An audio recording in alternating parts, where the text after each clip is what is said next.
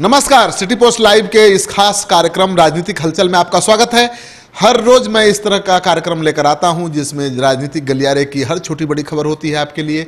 लेकिन राजनीतिक खबर देने से पहले मैं आपको एक बड़ी खबर बता दूं जो जानना बहुत जरूरी है।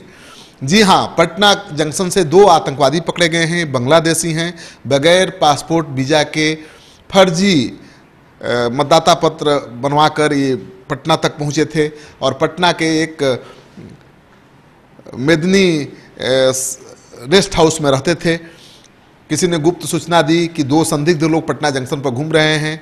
आईबी की टीम, एटीएस की टीम अलर्ट हो गई है और इनको धर दबोचा। इनका संबंध पुलवामा आतंकी हमले से भी जुड़ा हुआ बताया जा रहा है। पूछताछ चल रही है क्योंकि ये बड़ा नेटवर्क फैला रहे थे।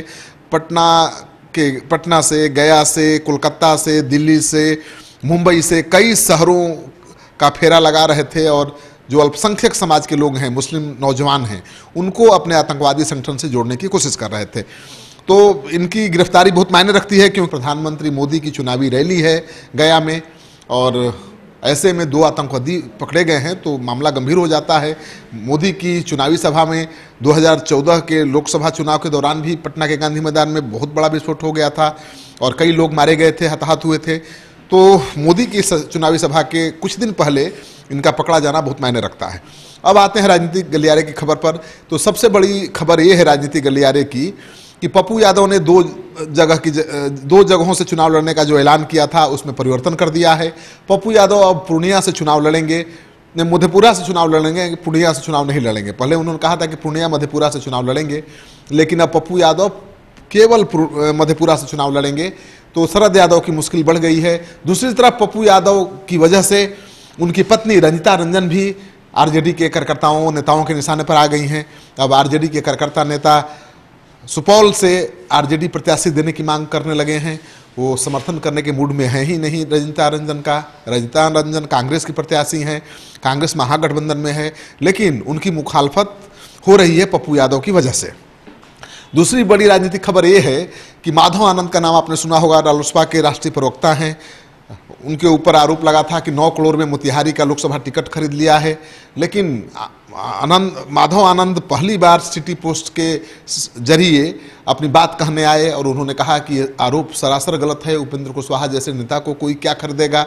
और उन्होंने कहा कि मोतिहारी से ही वो चुनाव लड़ेंगे क्योंकि सिटी पोस्ट लाइव ने पहले भी आशंका जताई थी कि माधव आनंद का टिकट कट सकता है क्योंकि आरोप लगने के बाद उपेंद्र कुशवाहा हो सकता है कि कोई उंगली न उठाए, इस डर से माधव आनंद का टिकट काट सकते हैं।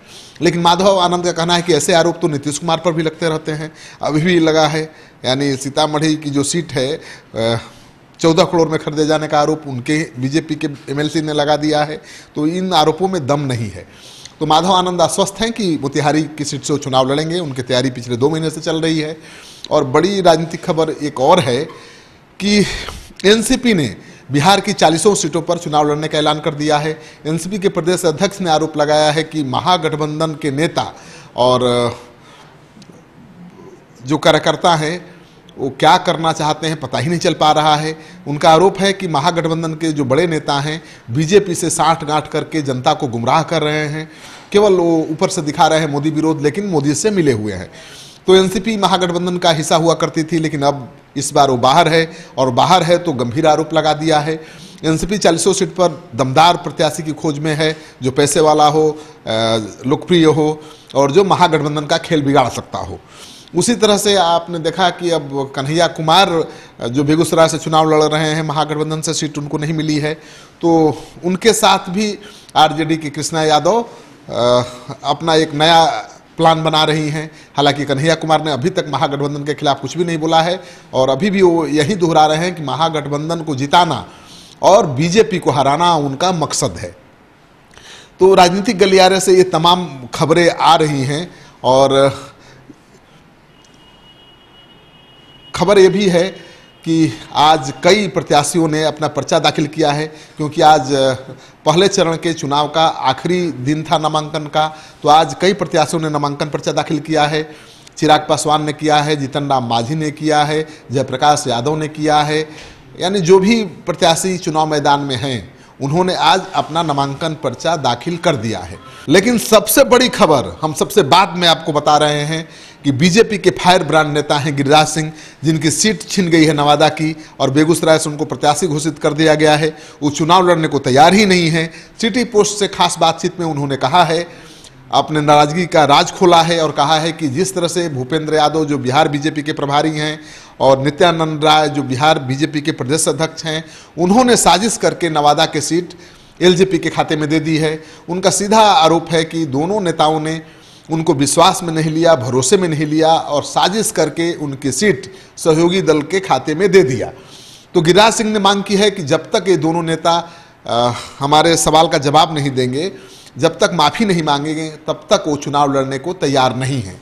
तो गिरिराज सिंह अड़े हुए हैं कि जब तक पार्टी का केंद्रीय नेतृत्व या फिर ये दोनों नेता जो दोषी हैं उनका टिकट काटने के लिए, जो जिम्मेवार हैं उन्हें बेटिकट करने के लिए नवादा से, अगर वो माफ़ी नहीं मांगेंगे और उनके सवालों का जवाब नहीं देंगे, तब तक वो बेगूसराय से चुनाव नहीं लड़ेंगे।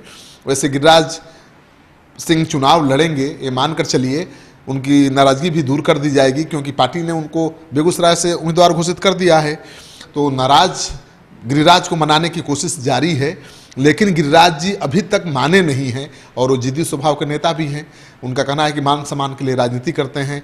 जब पार्टी में मान सम्मान ही नहीं रहे और प्रदेश अध्यक्ष और चुनाव प्रभारी ही मिलकर उनके खिलाफ साजिश और षड्यंत्र करने लगे, तो फिर सांसदी का कोई मतलब नहीं है, संसद बनने का कोई मतलब नहीं है। आज दिन भर राजनीतिक गलियारे से बस इतना ही। आगे कल फिर हाजिर होंगे हम आपके लिए नई ताज़ा तरीन खबरें लेकर। आपको ये कार्यक्रम अच्छा लगे तो इस वीडियो को खूब शेयर करिए दोस्तों के साथ। अगर आपने अब तक हमारा यूट्यूब चैनल सब्सक्राइब नहीं किया है तो ज़रूर कर लीजिए और बेल आइकन दबाना बिल्कुल मत भूलिए, ताकि ताज़ा तरीन खबरें आप तक समय से पहुँचती रहें। सहयोग समर्थन के लिए बहुत बहुत आभार। नमस्कार।